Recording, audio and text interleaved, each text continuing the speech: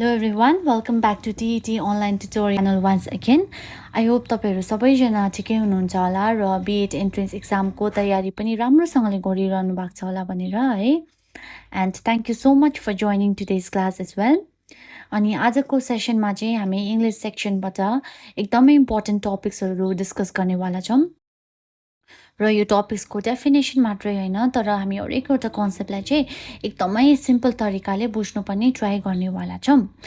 But then before we begin, I have one small request for you all. है class start हुनुभन्दा अगाडि नै तपाईहरुले चाहिँ please try to keep a notebook and a pen with you है. जहाँ पनि तपाईले इम्पोर्टेन्ट कन्सेप्ट, रुल वा मेमोरी ट्रिक्सहरु देख्नुहुन्छ, just try to note it down. किनकि यही सानो सानो नोट्सहरुले नै तपाईको एक्जामको बेलामा चाहिँ एकदमै हेल्पफुल हुन्छ. And one more request है तपाईहरु यो भिडियो चाहिँ प्लिज प्यासिभली मात्रै नहेरिदिनुस् होला है.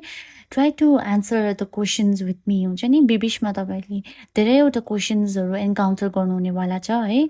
Just try to take a pause in between है. Think about the answer and then continue है. यस्तो गर्दाखेरि चाहिँ तपाईहरुको कन्फिडेन्स लेभल पनि बढ्छ है. रिटेन्सन पावर पनि इम्प्रुभ हुन्छ र साथै कन्सेप्ट क्ल्यारिटी पनि अझै बेसी हुन्छ. So if you are ready, let's get started now. So आजको फर्स्ट टपिक हाम्रो हुनेवाला छ synonyms. But then before I tell you the definition, hey, let's understand the idea behind it. Supposing ni मैले तपाईहरुलाई एउटा सेन्टेन्स भनिहेरे है. The child is very happy भनिहेरे. Now let me ask you something. So तपाईहरुले can you replace the word happy with another word without changing the meaning of the sentence? Our definite answer is yes हैन र. किनभने अरु धेरै वर्डहरु छ जुन चाहिँ लाई चाहिँ हामीले ह्यापी को प्लेसमा युज गर्न सक्छ. जस्तै हामीले ह्यापी को प्लेसमा जयफुल युज गर्न सक्छ हैन र. हामीले त्यो सेन्टेन्सलाई के पनि फ्रेम गर्न सक्छ यसो भनेर पनि फ्रेम गर्न सक्छ. The child is very joyful भन्न सकिन्छ. The child is very cheerful पनि भन्न सकिन्छ या the child is very glad पनि भन्न सकिन्छ. र तपाईले यहाँनिर चाहिँ एउटा इन्ट्रेस्टिङ कुरा नोटिस गर्नुपर्ने चाहिँ के हो भन्दाखेरि चाहिँ हाम्रो यो सेन्टेन्समा वर्ड्स चेन्ज भयो है. ह्यापीलाई हामीले जयफुलले चेन्ज गर्यो हैन. तर the meaning of the sentence remain the same. This is exactly what synonyms are. सिनोनिम्सलाई चाहिँ एउटा सिम्पल डेफिनेसनमा भन्नु पर्दाखेरि चाहिँ these are words that have the same or nearly the same meaning. वा यस्तो पनि भनिन्छ है एउटा मिनिङलाई फरक फरक वर्ड्सले एक्सप्रेस गर्न सकिन्छ. त्यसलाई चाहिँ हामी सिनोनिम्स भन्छ. अब late us understand like it with more examples है. अब तपाईले ह्यापी भन्दा जयफुल बुझ्नु भयो हैन. अब हामीले बिगिन भन्दा अर्को रिप्लेसिङ वर्ड के चलाउन सक्छ स्टार्ट. बिग भन्दा लार्ज है. नोटिस गर्नुभयो यहाँनिर वर्ड्स अलग अलग छ है. स्पेलिङ पनि डिफ्रेन्ट छ है. प्रोनाउन्सिएसन पनि डिफ्रेन्ट छ तर मिनिङ यी सबैको अलमोस्ट सेम छ. That is why they are called synonyms. So बुझ्नुभयो होला है. अब नेक्स्टमा चाहिँ हामी के डिस्कस गर्छ एन्टोनिम्सलाई है. अब now that we have understood synonyms भनेको चाहिँ सिमिलर वर्ड्स हो. तर एन्टोनिम्स भनेको चाहिँ के हो इट इज अपोजिट मिनिङ भएको वर्ड्सलाई चाहिँ हामी एन्टोनिम्स भन्छ. So let me ask you few simple question यहाँ पनि है. अब तपाईलाई मैले भनेरे इफ आई से डे भनेरे एउटा वर्ड यसको अपोजिटमा तपाईहरु सोच्नुस् के आउँछ तपाईको माइन्डमा नाइट आउँछ नि हैन. अब हामीले डे को अपोजिट मैले सोधे भने obviously नाइट पप हुन्छ. If I say hot cold आउँछ है. त्यसरी नै मैले सक्सेस भने पनि फेलियर आउँछ हैन र. So whenever we think of one word another word with the opposite meaning comes often to our mind. So यही अपोजिट मिनिङ भएको वर्डलाई चाहिँ हामी के भन्छौं हामी एन्टोनिम्स भन्छौं. ओके. अब तपाईले मेमोरी ट्रिक भन्दाखेरि चाहिँ के पनि याद गर्न सक्नुहुन्छ भन्दाखेरि चाहिँ अब सिनोनिम्स भन्ने बित्तिकै थिंक अफ सेम है. Both begins with the letter S. So synonyms equal to same meaning. Now think about antonyms है. अब we hear words like anti-smoking हैन, anti-virus, anti-corruption. So the word anti means against or opposite. So यहाँनिर A equals to anti. So antonym भन्ने बित्तिकै तपाईले opposite meaning बुझ्नुस्. Alright? So now यो दुईटा कन्सेप्टलाई तपाईले बुझ्नुभयो होला भनेर आशा गर्छु है. Now that we have understood the concept, let us try to solve a few questions. So, हामीले यहाँ के भनिरहेछ भन्दा choose the synonym of the word courageous भनिरहेछ. So, जब पनि हामीले synonym देख्छ हामीले के बुझ्नुपर्छ? The word with same meaning सोधिरहेछ भनेर. अन्त हामीले यहाँ के को word meaning सोधिरहेछ? Courageous को. So, तपाईले यहाँनिर हेर्नुभयो भने अप्सनमा fearful, brave, weak र coward छ हैन र? So, fearful, weak, coward को एउटै meaning छ र and all of this word is opposite to the word of courageous. So हामीलाई यहाँ option B मा brave दिइरहेछ. So यसको answer चाहिँ brave हो किनभने brave also has the similar word meaning to courageous. Next question मा हामीलाई choose the antonym of optimistic सोधिरहेछ है. So antonym भन्ने बित्तिकै हामीले के बुझ्छ? Word with opposite meaning हैन. So हामीलाई यहाँ optimistic को opposite word छान्नु पर्ने हुन्छ. So optimistic भन्नाले हामीले के बुझ्छ? A person with a positive outlook है. So हामीले यहाँ अप्सनमा हेर्ने भने positive, cheerful, happy को एउटै meaning छ हैन र? So which is similar to the word meaning of optimistic. तर यहाँ pessimistic हेर्नु भयो भने चाहिँ this word is opposite to the word of optimistic किनभने optimistic भन्नाले positive outlook भएको मान्छे बुझ्छ, whereas pessimistic भन्नेले हामी someone who has a negative outlook है त्यस्तो मानिसलाई एउटा human quality लाई बुझ्नु सक्छ. So the answer is option number C. Next हाम्रो next topic हुनेछ active र passive voice है. So first हामी active voice लाई बुझौँ यहाँनिर. So simple तरिकाले भन्नु पर्दाखेरि चाहिँ active voice it simply means that the subject is active है, it is doing some work है. अब हामी यसलाई बुझ्नु लागि चाहिँ एउटा क्लासरुम सिनारियो लिउँ है. अब एउटा क्लासमा चाहिँ टिचरले भन्यो अरे एउटा स्टुडेन्ट नेम्ड रियालाई चाहिँ Riya can you open the window भन्यो अरे. सो यहाँनिर कसले काम गरिरहेछ है? Is it the window? हैन. Is it the classroom? हैन नि है. It is the subject who is performing the action. अनि त्यो सब्जेक्ट चाहिँ को हो? इट इज Riya हैन.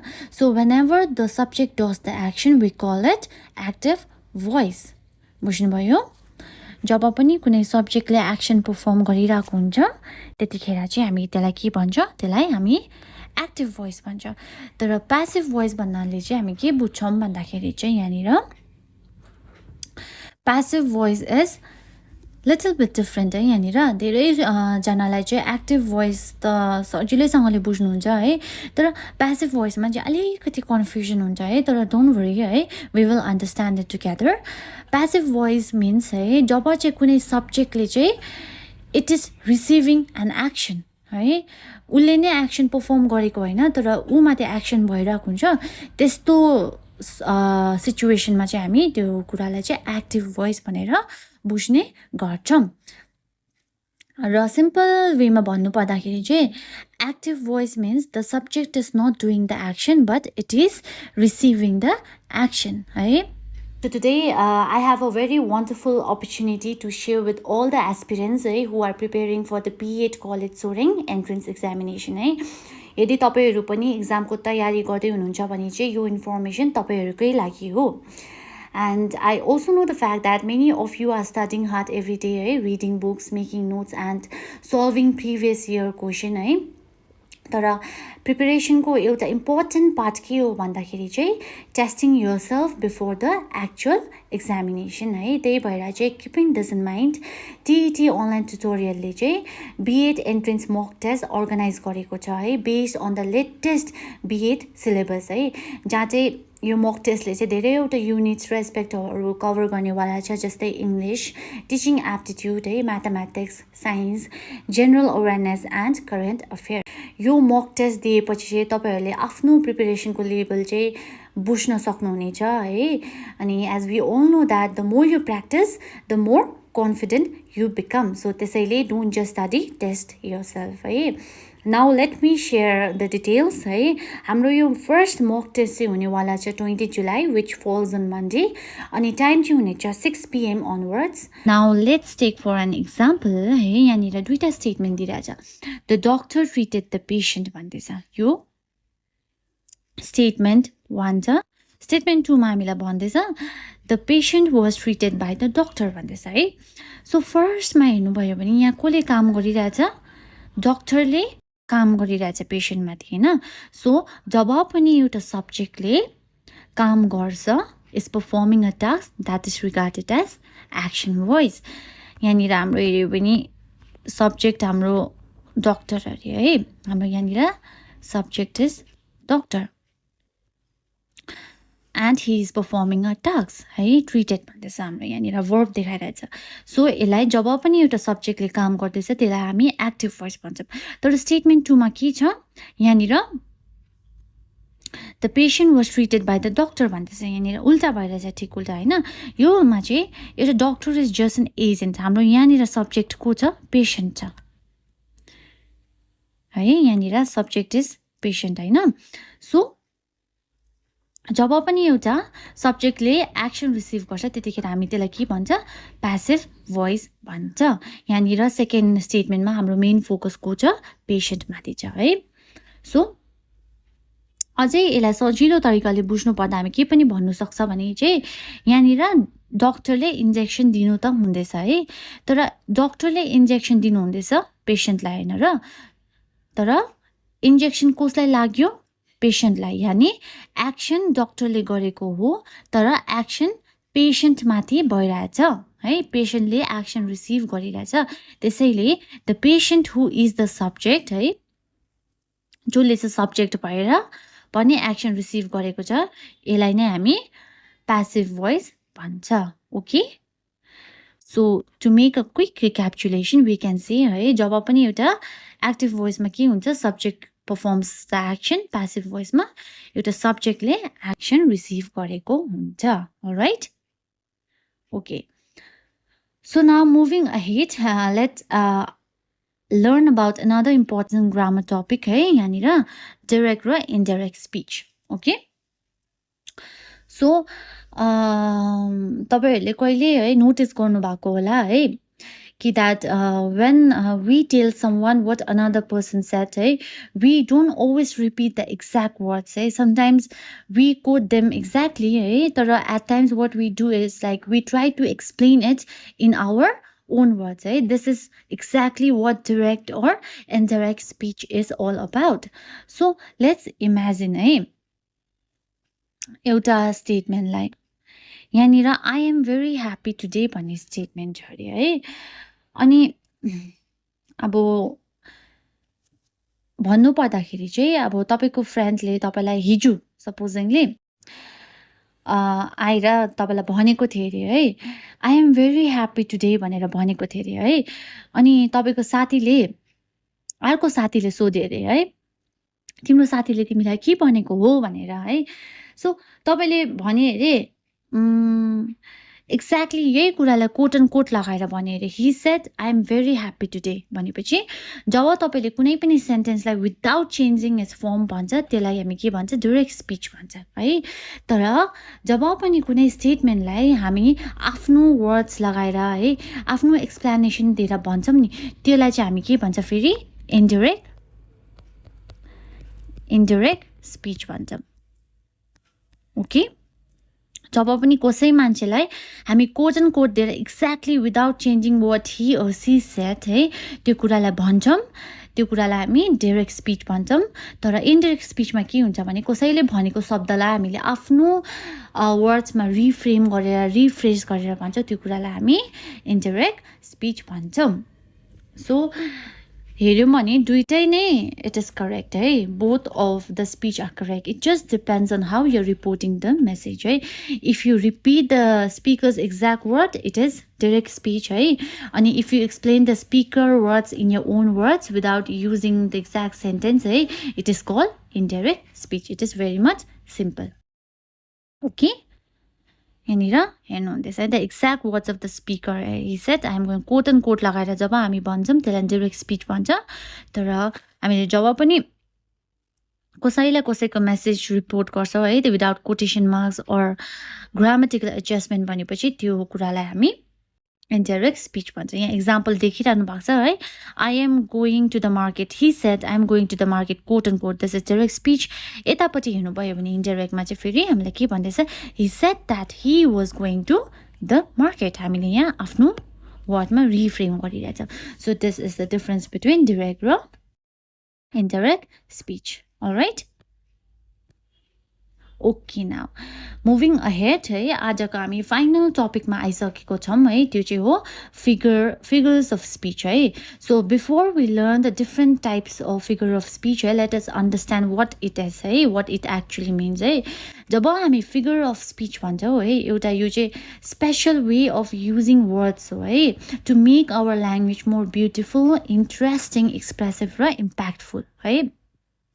अनि the three most important figures of speech are है, simile, metaphor र personification हो है।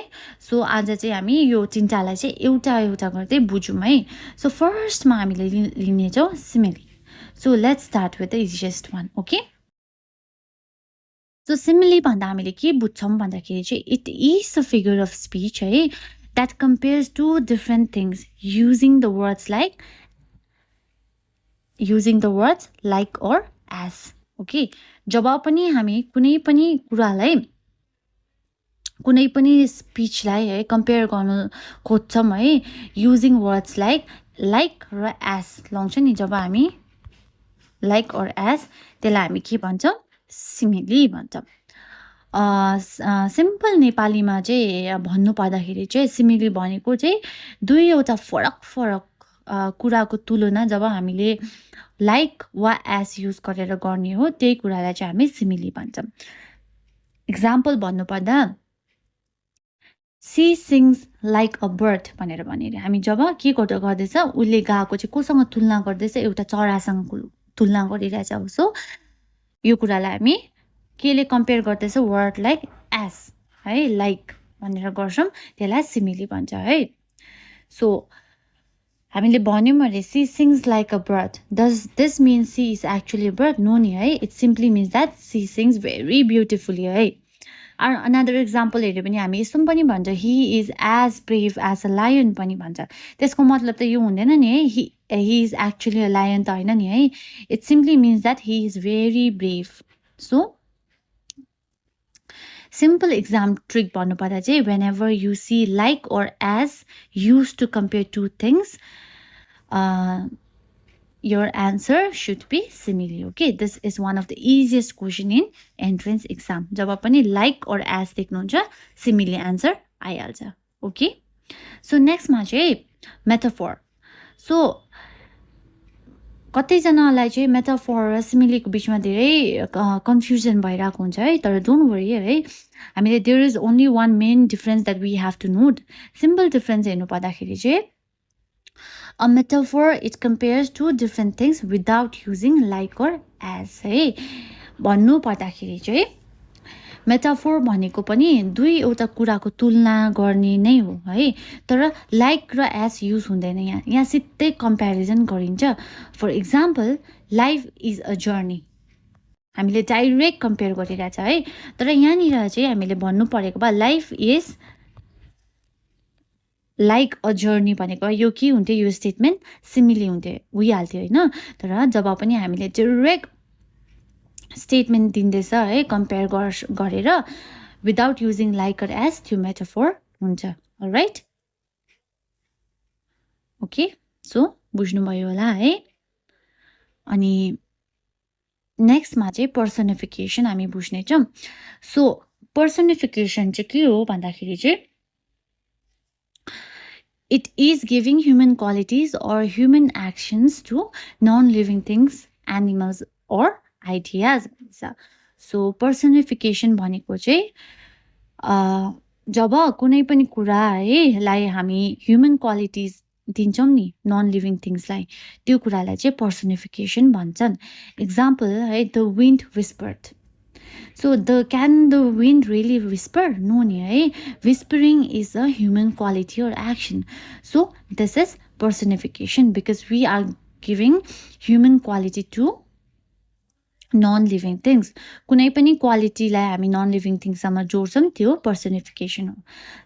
Or else the example the sun smiled भनेर यो स्माइल गर्नु त ह्युमन क्वालिटी हो नि तर we are attaching it to non-living things हैन. So this is why it is personification. अब one more example लाई हेर्नु पर्दाखेरि हामीले स्टेटमेन्ट देख्यो अरे the flower danced in the breeze भनेर. So can flowers really dance? Of course not. Hey? It simply creates a beautiful image in our mind. Hey? Personification. So that is why personification is also a part of figure of speech. जुन चाहिँले चाहिँ हाम्रो वर्ड्सद्वारा चाहिँ एउटा कुनै पनि स्टेटमेन्टलाई अझै ब्युटिफुलसँगले express गर्नु सहायता गर्छ.